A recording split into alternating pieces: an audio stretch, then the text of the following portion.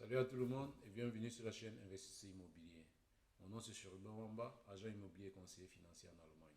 Sur cette chaîne, on parle d'investissement immobilier et aujourd'hui, on parlera d'un thème important. Tous les points dans l'immobilier sont importants, à savoir le contrat d'achat, le Kaufvertrag. C'est quoi le contrat d'achat? Avant qu'on entre dans le vif du sujet, je te demanderai comme d'habitude, si ce n'est pas encore de commenter pour me permettre d'améliorer la qualité et surtout le contenu de la chaîne dans les prochaines vidéos. Et en dernière position, de partager avec le maximum de personnes, car le but c'est de sensibiliser le maximum en ce qui concerne l'investissement immobilier à but locatif en Allemagne. Aujourd'hui, on parlera donc du contrat d'achat du Kaufvertrag. Le Kaufvertrag, en fait, c'est quoi? C'est le contrat d'achat du bien immobilier. Il ne peut avoir un achat immobilier sans ce contrat d'achat, car comme je l'ai toujours dit, l'immobilier est l'un des investissements les plus sûrs. Lorsqu'on dit sûr, ce n'est pas juste sur la rentabilité, mais c'est sûr aussi dans le processus. Je précise bien en Allemagne. En Allemagne, c'est l'un des investissements les plus sûrs dans le processus, car il n'y a qu'un notaire qui peut permettre la transaction d'un bien, un particulier à un autre ou d'une entreprise à un autre.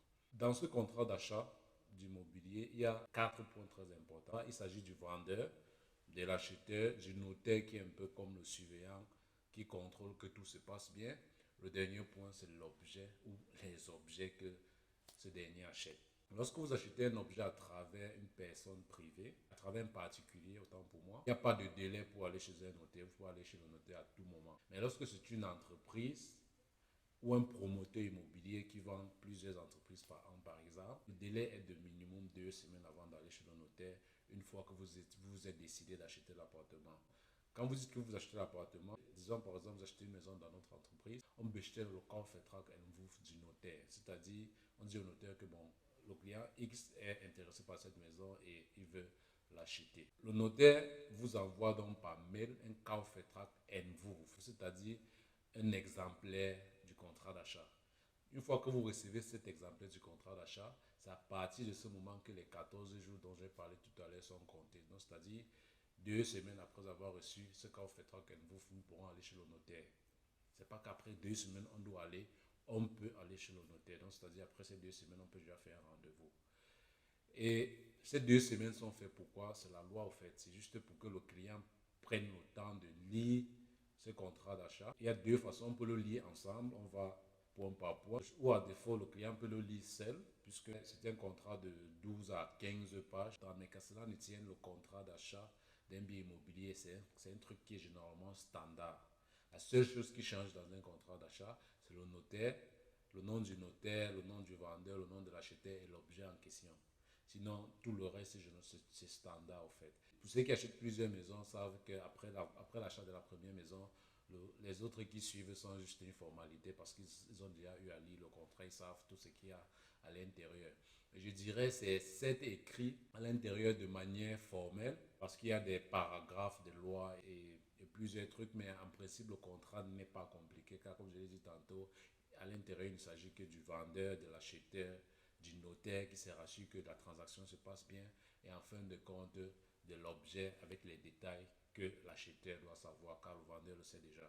Une fois que les 14 jours sont passés, qu'on a lu le contrat ensemble et que vous vous êtes désormais préparé à ce rendez-vous parce que c'est un grand rendez-vous pour ceux qui achètent l'objet pour la première fois. Il y en a même qui ont peur de ce rendez-vous, raison pour laquelle j'ai fait cette vidéo. C'est un rendez-vous très important et dans ce business immobilier, c'est un grand pas, il faut bien le préciser, car il s'agit de centaines de mille, ce qui fait que c'est compréhensif que le client puisse avoir peur avant ce rendez-vous. Mais cependant, comme je l'ai dit, vous recevez ce contrat 2 semaines avant pour pouvoir vous familiariser avec le contrat avant qu'on aille chez le notaire.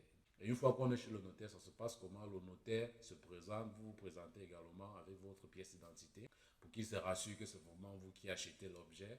Car comme je l'ai dit, c'est l'un des investissements où la procédure est très sûre. Le notaire se rassure vraiment que la transaction se passe en bonne et due forme. C'est la raison pour laquelle il est payé. Donc, une fois qu'on est chez le notaire, vous vous présentez et il lit juste le contrat. Et la plupart des notaires lisent le contrat très rapidement. Car, comme je l'ai dit, c'est un contrat de 12 à 15 pages. Et par jour, ils ont parfois des dizaines à lire. Et s'il le lit doucement, à un moment donné, ça sera très ennuyeux pour lui. Mais malgré le fait qu'il le lit rapidement, si c'est très rapide pour vous, le client, vous pouvez lui dire à tout moment que c'est rapide. Il baissera un peu sa vitesse de lecture. Et un autre truc, il le lit, mais il s'arrête à chaque point important pour expliquer au client ce que ça veut dire, ce que le client doit savoir.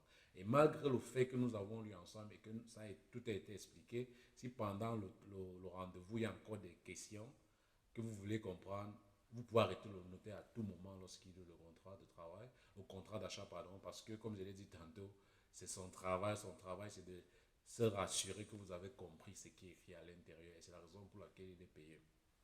Donc, il lit le contrat, vous posez des questions que vous avez à poser. À la fin du contrat, il demande si tout va bien, si vous avez tout compris. Quand tout est clair, du côté du vendeur comme du côté de l'acheteur, vous signez juste votre contrat. Et il vous félicite parce que, comme je l'ai dit, c'est un investissement très, très important. Tous ceux qui achètent un bien immobilier sont félicités après l'achat. Et une fois qu'il vous a félicité, c'est à partir de ce moment que le travail du notaire commence, car la signature, c'est juste pour lui donner le pouvoir, la procuration de pouvoir maintenant faire en sorte que la maison vous appartienne. Et qu'est-ce qu'il fait? Il va donc au cadastre, il efface le nom de l'acheteur pour écrire votre nom. Et ce n'est qu'une fois qu'il a fait cela que vous êtes désormais vraiment propriétaire de cet appartement. Ça peut prendre des semaines, ça peut prendre des mois, tout dépend de la vitesse avec laquelle ce cadastre et le notaire également travaillent. Ce n'est que lorsqu'il a fini le travail, il envoie ce qu'on appelle le Kaufmännlichkeitsmitteilung, c'est-à-dire le document qui stipule que le notaire a fini son travail et que la banque peut payer.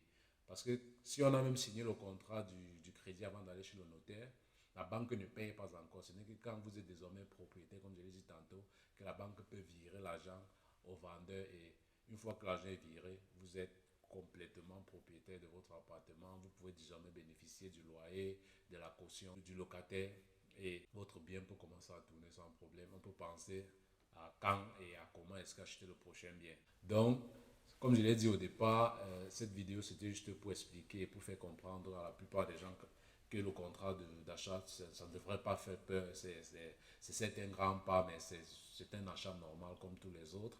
Et vous avez également, et c'est une information très importante à savoir, le notaire est toujours du côté de l'acheteur. Ça veut dire quoi? Si vous achetez la maison, il y a un paragraphe qui dit que si le vendeur, par exemple, vous a caché des informations selon lesquelles il y a par exemple des trucs à arranger dans la maison, si vous achetez la maison et qu'après l'achat, vous constatez qu'il y avait des trucs qui étaient gâtés avant l'achat, vous pouvez rentrer chez le notaire avec le contrat, il convoquera l'acheteur et on trouvera un arrangement, à savoir le vendeur devra arranger ce qui s'est gâté, ou peut-être on peut même arrêter le contrat parce que ça sera une faute et c'est condamné par la loi. Donc le notaire se rassure vraiment que l'acheteur achète un bien qui lui a été présenté et le bien qu'il a visité. Et d'un autre côté également, il se rassure que le vendeur reçoive l'argent pour lequel il a vendu son objet. Donc c'était juste pour apporter quelques éclaircissements sur ce sujet. Et j'espère que ces informations vous apporteront un plus, surtout pour ceux qui veulent se lancer et qui ont encore peur de le faire. C'était Shurubel Wamba pour vous aider et vous encourager à apprendre, à comprendre et à entreprendre dans l'immobilier. On se voit dans la prochaine vidéo.